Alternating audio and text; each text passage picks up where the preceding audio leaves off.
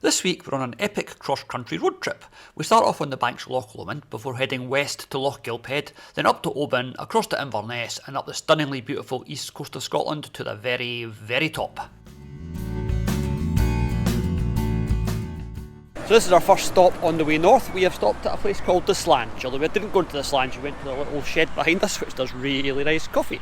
So next stop, Lochgilphead, because I'm absolutely not going to get sidetracked by the fact that that there is an old church, and where there's an old church there might be something else interesting, but I'm not looking. Bex is sitting over there getting ready to continue with her crochet, and I am absolutely not sidetracked, absolutely definitely not going to go and see what might be up here. Oh wow, I think we've just found somewhere to add to our list of places to visit. No time to look at this in any sort of great depth today, but let's go and see if we can just find an age. I'm guessing quite old from the looks of it. It does look really cool. It's like 1801, wow, straight back into the early 1800s. Let's just find a 17 one while we're here. We're not doing a graveyard episode, don't worry, we're not stopping for long. 1783, 1790 something, 1800. Yeah, this is a place that is definitely worth further investigation. I'll not be getting glowered at yet, I don't want to push it. She's not crocheting, she's fixing her hair. There's a crochet jumper she's wearing, there's a crochet project that she's working on, and wait till you see where she decided to hang her little crochet thing. I'm not allowed to use any gears apart from 2nd, 4th and 6th, because that way the crochet thing hangs in the right place, and yeah. Ignore Eldritch, we do not have a soft toy with us. Hang on, you're wearing a crochet jumper. You've got that one, and you've got that one. Lots of WIPs. You've got to have lots of options, haven't you? Brilliant, yeah. So basically this van is me driving, De Niro sleeping, and Bex crocheting. In fact, the whole holiday is going to be like that, I think. Yep. Sounds good to me. Plus I've got 4 books to read, so what's not to like? We are starting our epic adventure in Lochgilphead. Don't worry, you don't have to spell it. We're going from here and we're heading north. I think there's a charity shop here. I saw one on the way in. Yep, first of all, charity shops. I'm looking for Scrabble to play in the van because he's quite boring, so I thought we could play Scrabble now. Are we at that age now when an exciting night in the van involves playing Scrabble? I can't tell you a great deal about Lochgilphead. I was here working years and years ago. I used to stay in that hotel actually, but no, we're going to go and see what we can see. Somebody on the way in saw a charity shop, so let's go and find the charity shop. As you can probably guess from the name, Lochgilphead sits at the head of a loch, but I don't think it's Lochgilp. It's Loch something else. We'll find out and let you know. As always, we're super well researched and prepared for these adventures. She had me all excited about the charity shop. It's British Red Cross. These are usually not our favourites. What you found? Ooh. Knitted cats or knitted dogs? No thanks. They look quite cool though, to be fair. Oh, no. Better than making cardigans. Lying down dogs, that section is. As well as being a pretty little town with one charity shop, it's also a place with not a bad view. Wait till you guys see what I can see. Ta-da! And I was wrong, this is actually called Lochgilp. I didn't think it was, because down there is Loch Fyne, and I thought this was all part of Loch Fyne. But there you go, I have learned something. Lochgilp is a little sort of offshoot of Loch Fyne. And over there, that is the Knapdale Peninsula, and that goes down to Campbelltown, all the way down a big dangly bit of Scotland. It's very pretty down there. We will take you one day, but not today. Today we are going north. I thought we might have been getting a break from the crochet cardigans by knitting some dogs and cats, but Bex didn't buy those books. This is the community shop, which is a charity shop that's not on Google Maps. Look at that, old records. I love old records. Bex is getting ready to play dress up. That's you. That is absolutely you. Are you looking for some clothes for the man in your life? What's wrong with the clothes I'm wearing? This place is brilliant. You want a helmet case for your Harley Davidson? A shower resistant jacket? Golf clubs? Scotty dogs, right? Scotty dogs. Unfortunately, it was slim pickings on the record front once you actually got into the shop, unless you want a nice boxed copy of Handel's Messiah, which unfortunately I didn't. The rest of it was all standard stuff, so there's nothing exciting here to show you at all. You don't fancy Here Comes the Funk EP? It's got a camper van on the front for a bonus point. That wee charity shop was quite good. We bought a Trivial Pursuit game for in the van, and So we're coming up to the top of the street. This is quite nice. That is from 1860. This is obviously it was the local church. Let's have a look round the back. Quite cool. I am quite liking this. Lots and lots of interesting wee bits and pieces in this part of the world. Unfortunately, we've got a lot of miles to do today, so I'm guessing I don't really have time to look at too many gravestones, which is a bit disappointing, but I'm sure we'll get an opportunity before the day is out.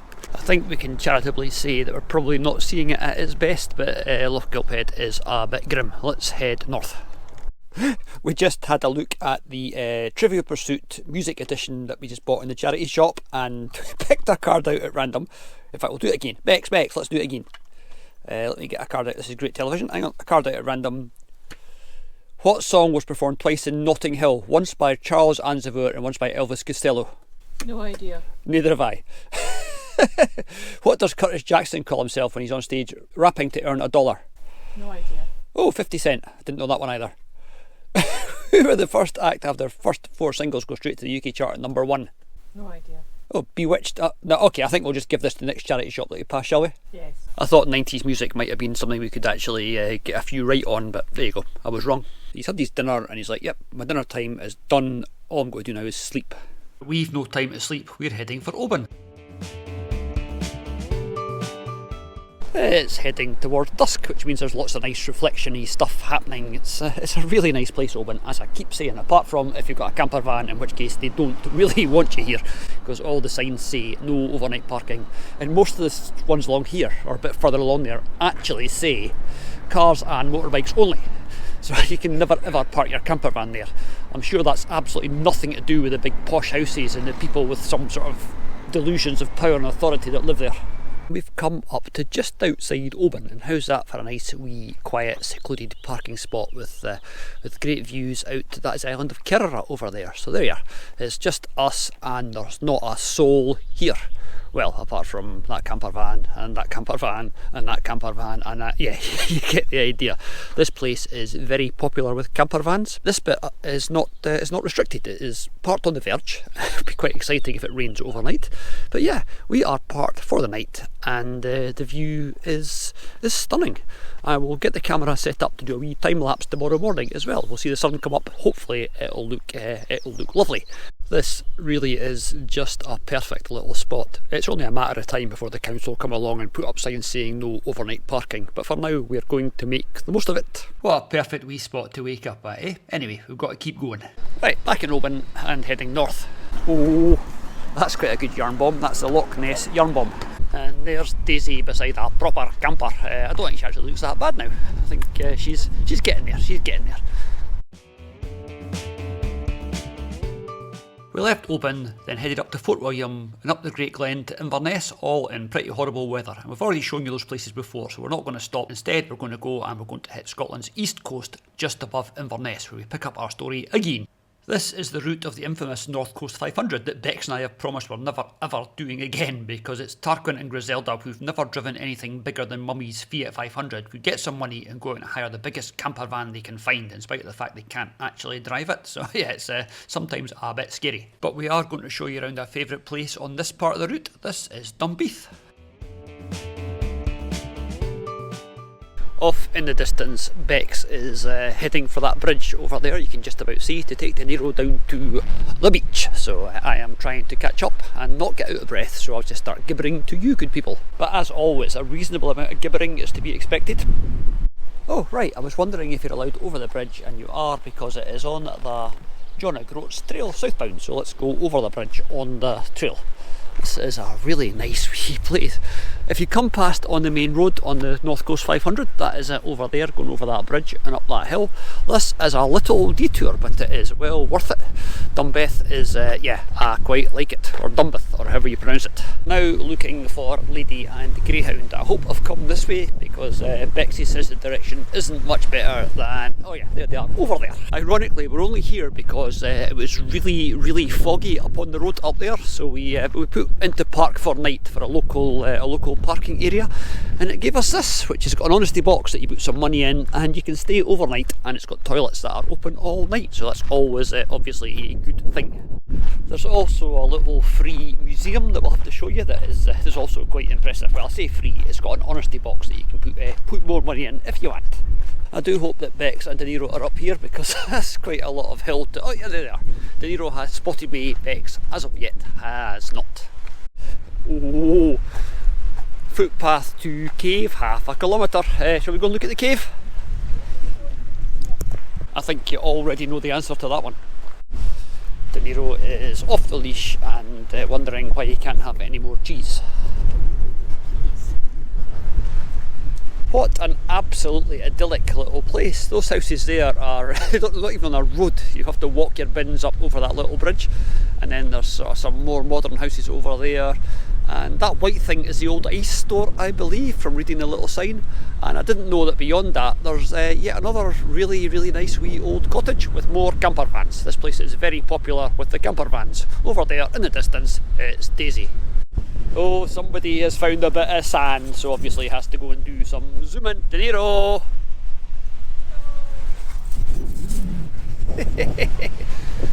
He's not really bothered. He's been a bit funny with his food recently. He's still got his dinner and didn't eat it all, so I don't know if he's feeling a bit under the weather, but he's looking alright though. I don't think we're going to get up that way. That doesn't look very suitable for greyhound legs. Let's go back this way.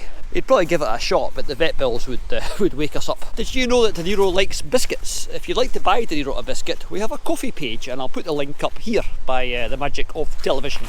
Right guys, we'd literally just done our little plug there for coffee, and Bexy's phone went ping with another coffee, somebody buying a biscuit for De Niro, so we cannot say how happy that makes us. That is absolutely brilliant. Thank you so much to whoever just made our phone go ping and our greyhound go biscuits. Bex over there is in the huff because people keep buying De Niro biscuits and nobody has bought her a scone. You're not getting scones on coffee. I can buy my own scones and my own wool and my own books from the charity shop.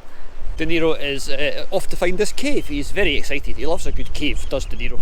And a biscuit. He loves a biscuit as well, but please don't buy him a cave. De Niro is back on his lead because over there are some sheep. Now we know from previous experience he's not even remotely bothered, but it's more the farmer that we're worried about than the dog. Apart from the sheep over there, I'm starting to suspect that the cave is possibly not going to be get-atable, because it might be around there where the tide is a little bit in. That and the fact De Niro is not great at walking on stuff like that. It's like a Formula 1 car trying to go where a Land Rover should.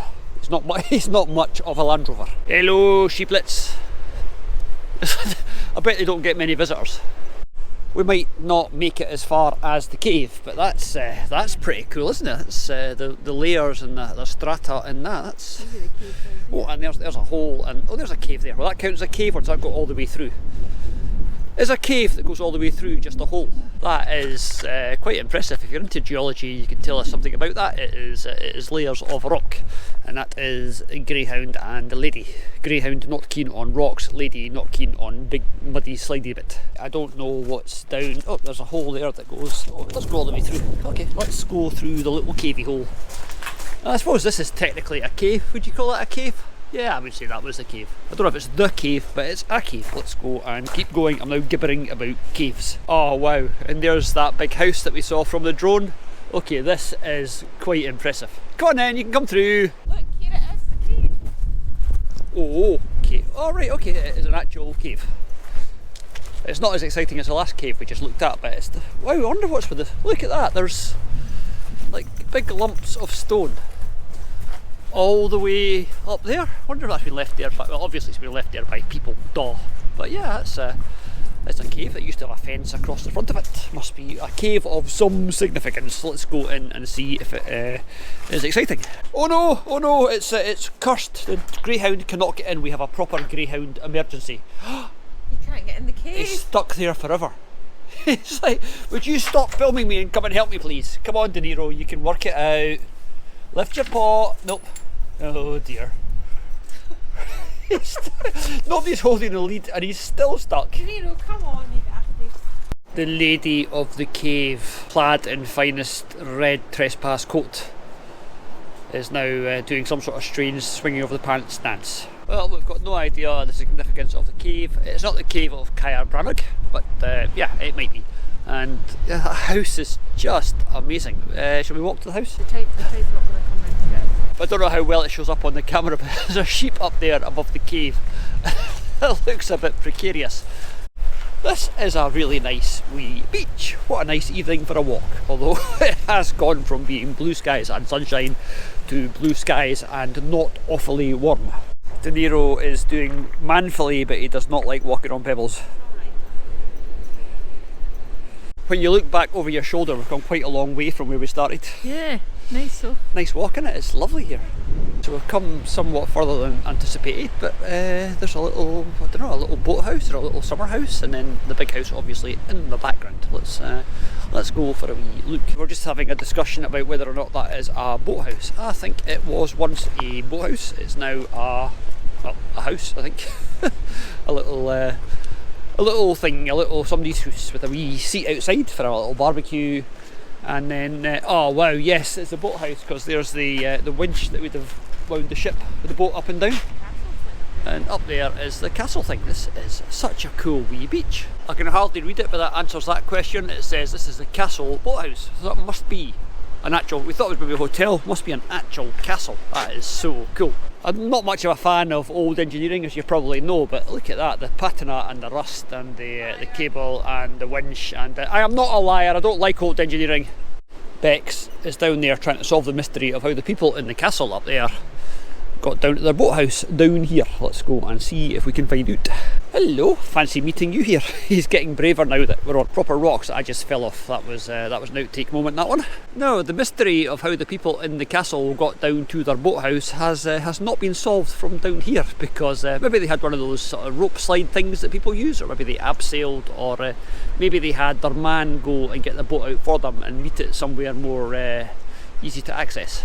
It is turning into a lovely evening. It was a bit dark and miserable earlier, but the light in the sky over there is just gorgeous. And there's Bex and De Niro adding a bit of ambience. Bex reckons that the ladies of the castle would be carried down, but I don't think the ladies of the castle would be going out in the boats. I think they'd be going out in carriages. Anyway, that is such a cool castle. No idea anything about it. We'll find out and we'll let you know. There's the boathouse, and there's the tide coming, oh dear, in. We've now got to get back along to where we started from. It was De Niro's birthday about a week ago. I can't believe how much he's changed in the year that we've had him. He's becoming a proper dog, and a lot more adventurous. He would have just stood on the beach and frozen before saying, I'm not going on here, I don't know what it is, I'm not going. Now he is full of bounce. I said De Niro wasn't sure about walking on the rocks. Bex isn't looking 100% happy with it either. Don't fall over, because I'm not filming it. De Niro isn't the only one who's more intrepid than he was when I first met them, because Bex is now is now down there. I bet she falls over at some point. Oh no! Don't fall over! Got no idea what that was, but that was once a massive piece of wood. I mean, there's my hand for scale. No idea. Lots of driftwood here. Be good for a big bonfire, I think. That cave is genuinely quite cool. We'll have to find out a little bit about the history for you, and obviously for us. I think it's probably time to head back now, because it's starting to get a bit dark and we've got to get all the way over there. So if you want to see us get back to Daisy, all you've got to do is watch the first part of this film again, backwards. This is the little museum that I mentioned earlier, so let's go for a wee look, because there is not a soul about, and it's still open. I'm guessing they don't really have much cause to lock it up. Not many miscreants around here, I don't think. Alright, it's a little bit of the history of fishing, and it's got a really nice little boat, so you can go and look at the boat. Yeah, it's a boat. You know what a boat looks like. Lots of information about the sort of fishing industry in the local area. It's quite cool. I like it. It is one of the things that I really like about places like this. I mean, this is all just open. All the North Coast 500 hordes have not quite managed to destroy this place yet. Even the little sign is welcoming. As you can see there, it is open, but at night they turn it round to face the other way, and it is also open. The next day we woke up to more blue skies and sunshine. Yeah, we couldn't really believe it either. And that's one of the great things about doing these adventures in Daisy the camper van. We woke up and walked across and had a wee sit on this bench. And from this bench, well, you can see the view that we had with our cup of coffee in the morning. This was absolutely glorious. You can't do this if you fly to Marbella for a week. I think camper van holidays are definitely the way forward. I know we are Scotland on a shoestring and a camper van looks a bit extravagant, but really when you look at the price of accommodation in places like this and you look at the flexibility that you get and you look at the fact that we can take De Niro with us everywhere, she's definitely paying for herself. But it's time to get going, so all aboard Daisy as we head north to our destination, the town of Thurso. After a nice night down in Dunbeath, we've come up to Thurso from where we get the ferry. So on this trip already we've been in the Waverley that you saw probably last week, depending how this gets edited, and today we are going on a boat called the Hemnavo that will take us from the British mainland, the Scottish mainland, across to the island of Orkney. Can't wait, I love Orkney. And over on the distance, that sort of dark shape you can hopefully see, that is Orkney, that is South Ronaldsay, the sort of southern tip of the Orkney Islands. And yeah, ferryport is actually just over there, that's where we'll be getting on the boat from. And of course you'll be getting used to the sight of all this this blue stuff that we're not quite used to. And as you may have noticed earlier, yep, the shorts are on. And if you're wondering where John O'Groats is, it's sort of way over there, the second furthest north point on the British mainland. Fascinating fact for you, the furthest north point on the British mainland is called Dunnet Head. It's not John O'Groats, but John O'Groats got all the good marketing budget. And to be fair, at Dunnet Head there's nothing to see. At John O'Groats there's ample opportunities to separate you from your money. There's a bit of inspiration from a wall in Thurso. Love always wins. That's actually not true because De Niro loves sleeping, so he never wins any races. That's why we've got him. Breakfast this morning was courtesy of the Community Cafe in Thurso, which is a wonderful initiative where you basically pay what you want. If you don't have any money, if you can't afford a breakfast, you go in and they'll give you one, which does make it slightly awkward when you say how much is it for 2 bacon rolls and 2 coffees and they say how much do you want to pay. Bex and I just looked at each other. It's like I don't know what do other people pay. It was a bit of, the girls looked at us and laughed. It's like whatever you want. It's like, oh, all right, we'll just give you some money then. Hopefully it was enough. Well done to everyone who's made this happen. It is a lovely wee cafe in an excellent community space, and outside De Niro met a friend. There was a brindle greyhound that somebody was holding. Although the cafe itself was very, very dog friendly, they could not have been more welcoming to our big Butch, but this brindle was waiting outside for his daddy. Well, you can tell it's a seaside town because there's the boat that we're getting across to Orkney. I'm not quite sure how we get Daisy on. Maybe there must be a ramp. There'll be a ramp at the back. You can tell you're in a nautical town. That is a really, really nice boat. I bet that was yeah, let's look at that, all the angles of the wind and holes inside and stuff. That is so cool, and it's not the only one here because that one is quite cool, although obviously missing quite a few bits. But over here there's this, which is not quite in as good condition on this side as it is on the other side. But that's pretty smart, isn't it? Wonder if I can get some teak off that to make a deck for the back of my van. This is such a photogenic wee corner, and it's only some rather broken old boats. This is the other side of that one that we just looked at, so if you only saw a photo of it from this side you might think, yeah, I could buy that, that could be fixed up. It comes with curtains and comes with stuff, and also comes with a massive great hole in the side. Ah, right, and it's not in such quite good condition when you get up to the sharp end. That is the sharp end there. That is really cool. I find stuff like this really interesting, as you probably noticed, but I better stop filming boats or Bex will be giving me the look. People do not just want to see lots and lots of rotten old boats. And next to the impromptu boat museum there is an old church, so let's go and have a look at the old ruins of the old church if we're allowed. There's a man there with a lanyard on, so possibly not. The person I thought was a gentleman is actually a lady. I do apologise for that, but this is old St Peter's Kirk, which is quite cool. This is the first gravestone that we've found, and you want a bit of history? There's a wee bit of history for you. In memory of Benjamin Davidson, who was born in 1793 and fought at the Battle of Waterloo in 1815 and then died in 1875. This is so cool. Even Bex is finding it quite interesting. And after the lady gave us our little spiel, we feel bad about walking in and walking out again, but we have got a boat to catch. It is a really nice old church. That is so cool. I've been to Thurso before and never noticed this, so let's see if we can find anything else on a very, very quick week round. Bex is already enjoying herself. This is erected to the memory of Barbara Geddes, wife of Donald Swanson Smith, and then I'll see Thurso underneath, and then died in 1828, aged 53, and George, who died in 1847. And down at the bottom, in a completely different font that doesn't fit at all, Donald Swanson, a blacksmith, who was 97 when he died in 1881. That's what you call a good age. Yeah, this is not an episode of Places for the Past, but that guy was a weaver, and we saw a shoemaker and a saddle maker, and there's lots of professions. And I like this one. This was erected by Marjorie Mackenzie in memory of her beloved husband. It's not actually anywhere on that stone. Oh, there's something on the back wall. Let's see if we can see a date on this. Sorry, this is turning into an episode of Places for the Past. That says, oh wow, 1657. So that is quite old. Apparently this goes back to the 12th century, but I don't think we'll see anything with 12 anything written on it. Alright, I know 12th century would have 13 something written on it, but you knew what I meant. And the guide lady just said, I challenge you to read that stone, and it's like, I've already read it. I don't think it'll be a 3. I think it's a 6. Come on then, tell them that you were right and I was wrong. I think it's 13. 3, 5, 7. That's not a 6, it's a 3. Sometimes side on you can see it. It depends on the light actually. Yeah. On a day like this, there's a bit of cloud, but you can generally see it. Yep, that is, I said there was nothing here from the 1300s. Well, there you are, 1357. So that shows you, never assume, because I thought that said 1657. I thought, is that a 3 or a 6? It must be a 6, it can't possibly be a 3. But it is, so there you are. That's definitely the oldest gravestone or marker that we've ever found on any of our little channels. We've only got 2, sounds like we've got an empire. 1357, wow. This is quite cool. I'm not going to do too many of these, but the lady doing the tour is brilliant. She's doing a really good job. But I love the text on this, erected to the memory of Henry Anderson, who resided at Thurso East and died at 16 years old in 1865. But it's the bit at the bottom.